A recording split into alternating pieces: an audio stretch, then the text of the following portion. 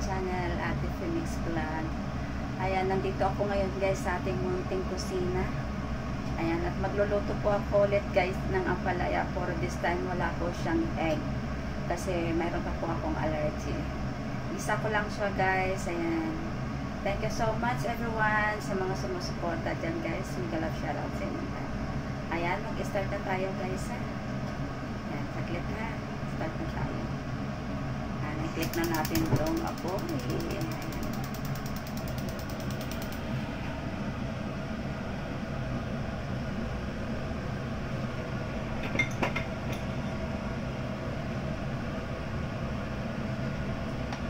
So, kung mantika lang guys, yung nilagay natin.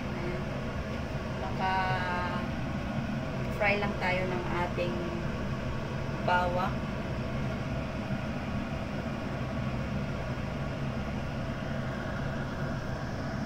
Fry lang po tayo ng ating bawang. Ayos na yan. So, init na natin ng konti guys yung mantika para ayun na. Pag nakakita na ako ng medyo may bubbles na yan guys, ibig sabihin mainit na po yan. Low fire na natin at ilagay na natin yung ating bawang. Hindi ko siya guys tinap talaga ng grabe ng sobra kasi gusto ko makita pa siya doon sa ating ampalaya.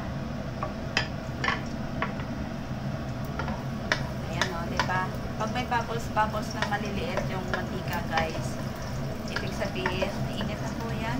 So, halo-halo lang natin itong ating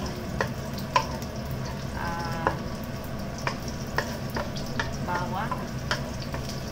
Ayan, pag nakaamoy na ako ng aroma from garlic. So, hindi po ako nagsusunog dyan guys masyado. Kasi mamaya, hindi yan matatakpan dahil wala tayong kamatis. Ayan. Kaya hindi natin susunogin po ito guys. Makakaamoy lang tayo ng mapango. Ayan, pwede na. So, ito lang guys. Igisa ko lang po yung ampalaya dahil hindi pa ako pwede sa itlog. Mahirap may allergy guys kasi pag hindi natin iniingatan yung ating skin, talagang hindi na tayo mawawala ng allergy. Yung mga kontra ba dyan, yung isda na malansa o hipon, itlog, ayan, o chicken, duck, yun yung iniiwasan kong pagkain sa ngayon. Kasi ayaw ko naman magsasuffer guys, kasi kung iniingatan natin yung ating sarili, hindi tayo ayan na guys, oh. Lagay na natin yung ating ayan o, ang aking ampalaya. Yan, binabad ko siya guys sa tubig. Kaya ganyan siya. Pero, ano lang yan. Saglit lang din ito guys. Kasi last time nakita niyo po kung paano ako nagluto nito. Na ayaw ko siyang ma-overcook. Ganon din po gagawin ko ngayon guys. Ganon din ang gagawin ko ngayon. Hindi natin i-overcook ang aking ampalaya.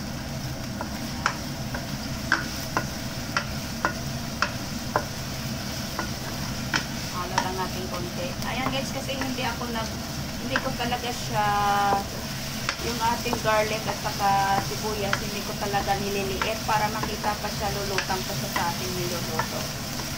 Ayan o, para makikita pa din talaga siya guys. So, ayan na, hinaan ulit yung apoy. Ayan, maglagay tayo ng kunting asukal. Asukal po sa ating ampalaya. Ampalaya ang gisado. Ayan, gisado guys kasi walang kahit ano to. Ayan, kunti lang din asukal. Huwag tayo maglagay ng maraming asukal guys ha. Alam naman natin. At kunting chicken powder. Ayan o. Kunti lang yan guys. At ang ating salt, kunti lang din. Ayan. Kunti-kunti lang guys kasi maglalagay ako ng Maggi. Ayan.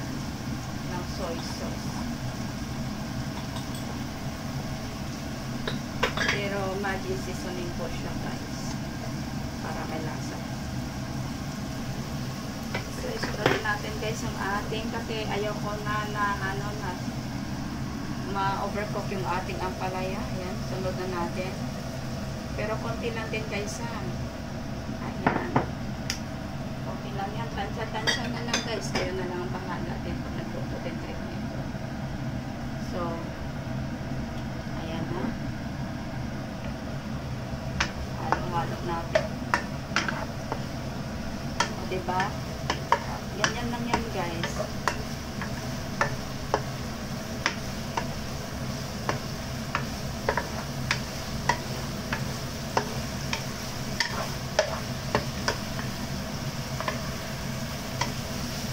So, tingnan mo guys, nakikita pa yung sibuyas at bawang natin. Parang natutuwa ako guys kasi sa pagkain na makikitang ganyan o. Ayan o, tingnan nyo. Tingnan nyo po o.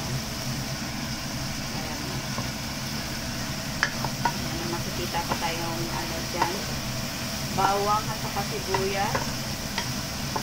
So, hinaan ko na ulit yung apoy guys ha.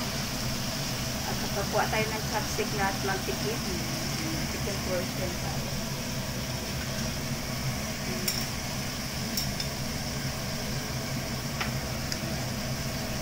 So, ito na ito.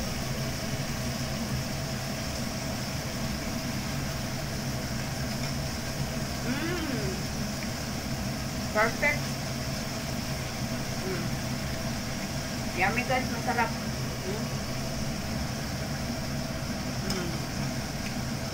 Diba?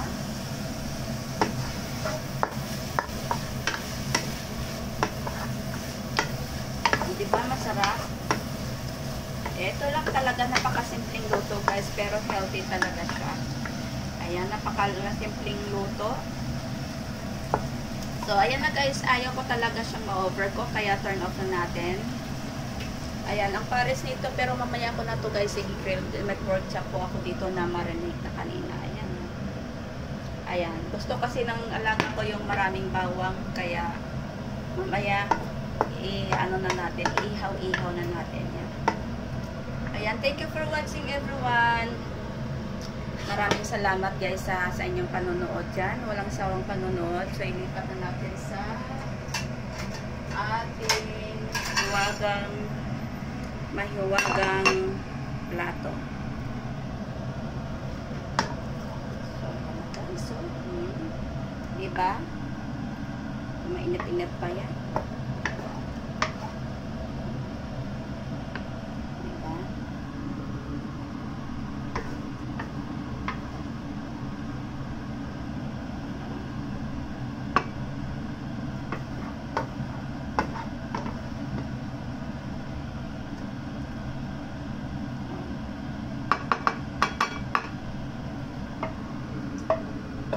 Hirap kasi mag-vlog guys na isa lang yung kamay.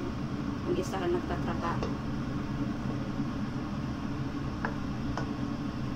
So, yan lang guys. Pero napaka-simple guys. Napaka-simple talaga. Ayan. Kaya kung gustong-gusto ko tumira sa bukid guys. Kasi yung mga ano doon, pwede tayo makapagtanim. Tapos ang palaya lang, gisa lang sa bawang, sibuyas, ayos na mabubuhay na tayo. Sa simpleng buhay. Kaya lang kami guys, nakatira talaga kami sa Roa City. Sa city. Ayan.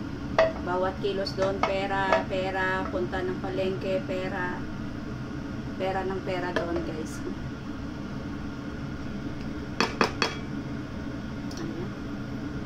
So, yan na guys. So, yan na po ang ating ginisang ampalaya. Ating ginisang ampalaya guys. Ayan. Diba? Thank you for watching guys. Ate Femix Vlog po. Ang hindi pa nakasubscribe, please subscribe na. At pakipindot na din po ng notification ng bell button para maging updated kayo sa ating sunod na video. Thank you so much. Ayan, nagkapakil-pakil na po ako guys. Thank you so much everyone. Maraming salamat sa inyong panonood dyan. Bye! Sensya na guys ha. Medyo nagkamali-mali na tayo. Ayan, kasama sa pag-vlog yan.